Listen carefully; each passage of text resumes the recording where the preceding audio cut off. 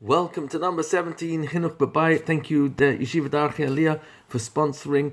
On a 0 to 10 scale, 0 at least, 10 is the most, how much do you think children are looking at us, the parents, as a frame of reference for what makes sense? We are their role models. B'shivtecha b'veisecha, in all these coming weeks where we're still home, the memories they're going to take back with them in terms of, well, how did mommy and daddy handle this whole situation, including people who've been lost family, extended family, Rahman al-Islam? How did mommy and daddy handle when there were differences?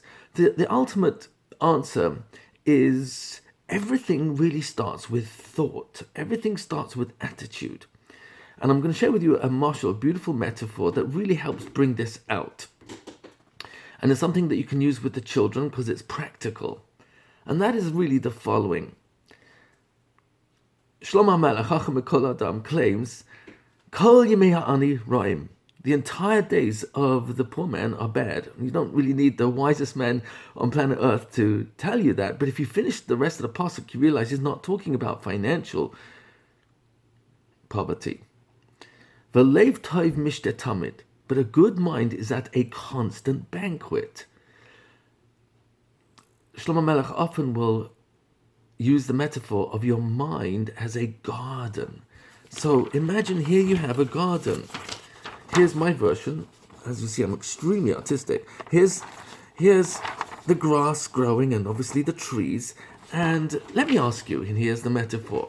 You see someone come into his garden, he starts admiring the beautiful petals and the flowers, and he's thinking about how his garden is really like his mind, because in his mind he's thinking about family, his children, the health of his children, his wife, his parents, his clothes, the mitzvahs he has, tefillin, tzitzit, simcha, and each one, as he thinks about it, is actually adding another flower to his garden.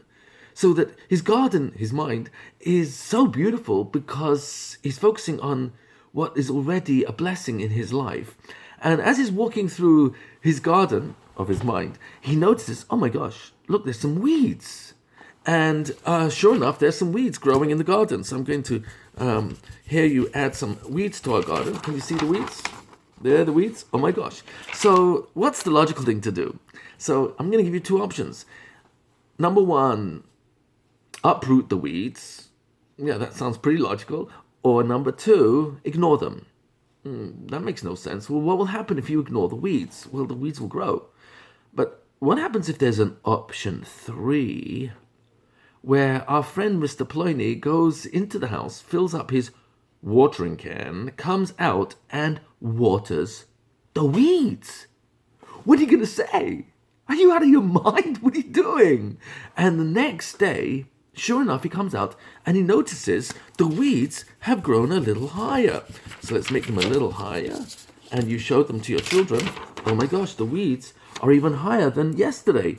Now, what's the logical thing to do? Well, you could uproot them, ignore them. No, that doesn't make sense. What would happen if you see him go in to his house, fill up the can, and water them again, and water them again? And each day he comes back and sees they're growing and growing until finally, oh my gosh, the weeds are taking over my garden.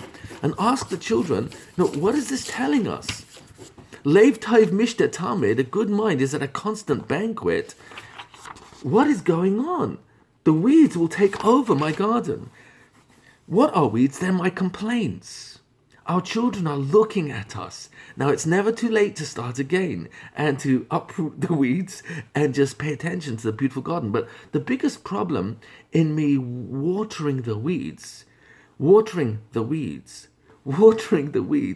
is that not only is my garden going to fall into neglect, but eventually it'll become disrepair.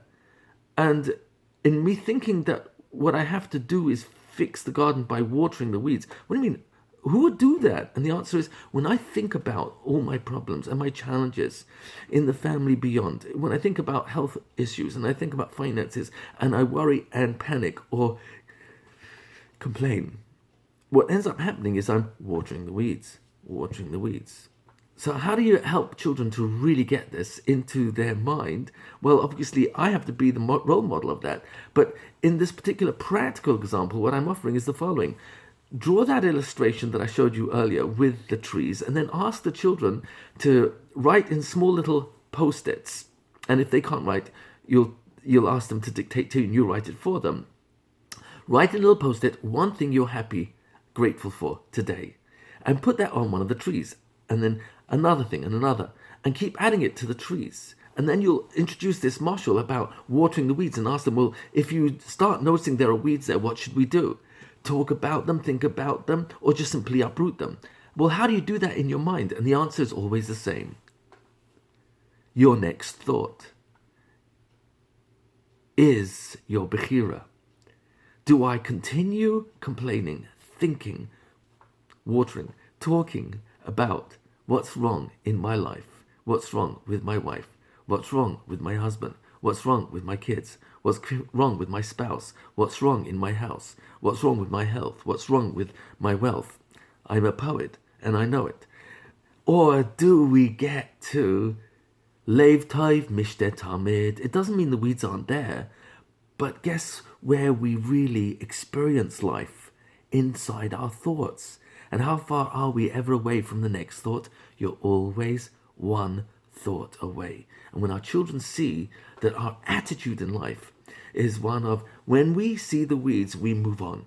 We don't stay there. We uproot them, move on. That's what we're leaving behind as our true Yerusha for our children. The memories of how we handled not easy times in our lives. And it's never too late to go to the next thought because it's always coming up anyway. Hatzlacha Rabbah.